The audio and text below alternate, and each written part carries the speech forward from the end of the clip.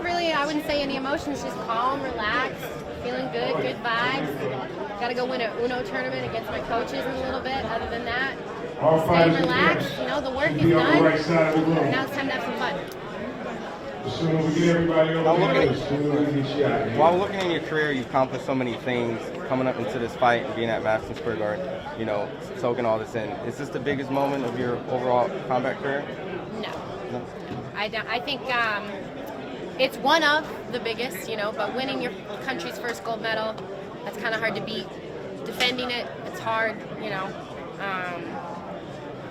Just statistically, being a judo player from the United States and winning a gold medal is like never supposed to happen. So that's probably so far the biggest moment of my life. I'm sure if I have kids someday, that'll change. But I tell you what, this is going to be baby number 3 for me. This gold belt's she's going to be special. Kayla, when we met several years ago, MMA was a maybe.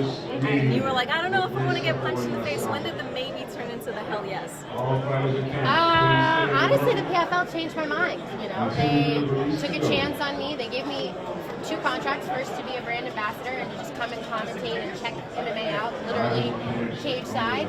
And the next was if I wanted to fight, I could. And then, you know, they developed this. They changed the game. You know, now it's a sport. It's, you know, a regular season, a playoffs, and a final. And you don't have to talk trash, and you don't have to be pretty, and you don't have to, you know, smash a camera or throw a dolly at a bus. You can just be yourself and do your talking inside the cage, and that's what I like. Do you think because you came from traditional martial arts that those types of behaviors was part of the reason it was a big turnoff? MMA was a big turnoff to you first? Yeah, I mean, listen, mixed martial arts. It's martial arts. All martial arts are rooted in respect. You know, the culture is very strong. And the first thing you do in a judo match is bow to your opponent. You know, you bow to show you're thankful, you bow to show you're ready, and you bow to show respect. So, I mean, it just was a different world. And honestly, Rhonda, you know, my old teammate, was a big. We have such different personalities, and I just didn't think I would thrive in an environment where I had to be like. Yeah, Larissa, who said some things that might have maybe turned you off in a way here or there? She said maybe she thought you were a little bit more privileged than she was, but you're handling it well. When you think about, you know, competing against somebody who has this little bit of maybe a slight bit of bitterness towards you, how do you deal with that? Listen, what Larissa doesn't understand is we both have that David and Goliath story. You know, I didn't grow up in a third world country, but I moved to Boston when I was 16. I had $250 in my pocket, and I turned that $250 into 2 gold medals. I woke up at 5 a.m. every day. I trained, I worked, I moved away from my family. No one moved with me. And I climbed the mountaintop. But the difference is, like, once I slayed Goliath, once I won that gold medal, I didn't stop. I just kept going back, and just kept going back, and just kept going back. And this is just another mountaintop for me. So we have more in common than she thinks. I admire her greatly. She's young. I hope she's not bitter. I hope that comes with, I think, maturity. You know, you learn to realize, like, everything happens for a reason, and your journey is yours, and mine is mine, but I'm going to make the most of mine. Kayla, we talk a lot about the first fight, how you wanted to finish and you weren't satisfied with that. This time around the rematch, you win the fight, you will be a millionaire, you will be the champion. But if it goes to a decision, how does that sit with you?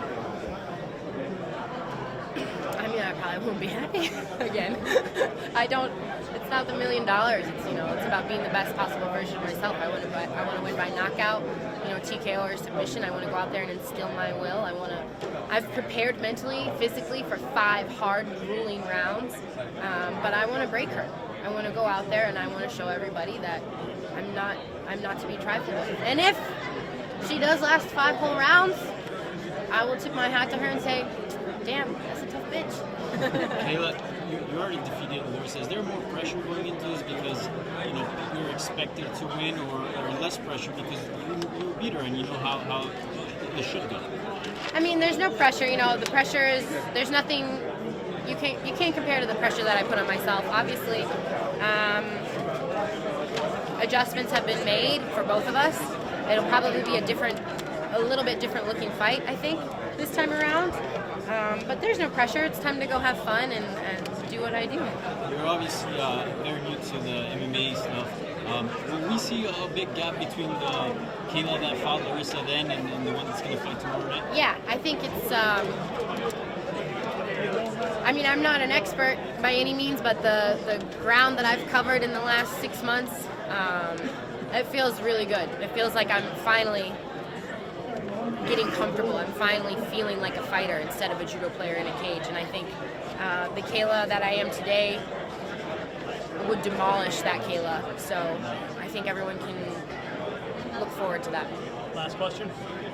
Is there anything from the last fight that you were able to learn that you could take into this fight? Like any sort of strategy or any sort of... Just staying calm, staying relaxed, picking my shots wiser. There's no rush. 25 minutes is a long time. There's no rush. And once I get her down, she's going to stay there. She's not getting back up. I'm like white on rice, baby. You can't leave. And I think my instincts have gotten stronger. I've gotten better. I'm much better. Knowing when to punch, knowing when to move my head, knowing when, okay, now's the time to go for the submission versus waiting until the last 10 seconds because I heard the bell every time. Now I'm going to be a little bit smarter about when I take my chances.